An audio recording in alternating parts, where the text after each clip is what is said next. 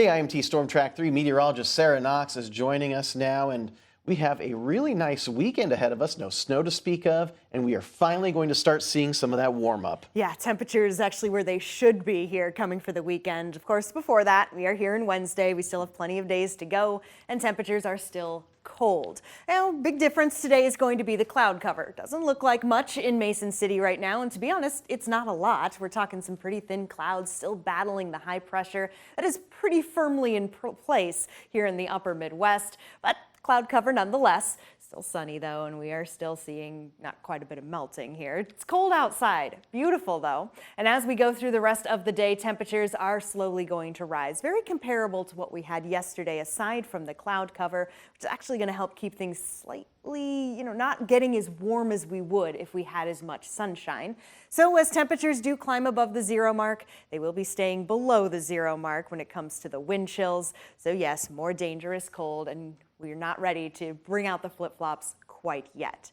Ultimately today, many of us will be rising above that 0 mark. Wabasha, Winona getting closer and closer to that lovely 10 degree. We want to break the double digits at some point.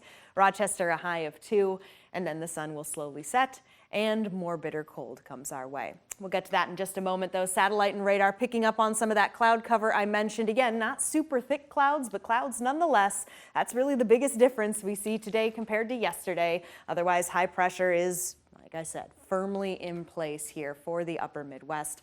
Future track is picking up a little more on the cloud cover, and where we see some of that little more blurred versus the white, the gray versus the white means the thinner clouds.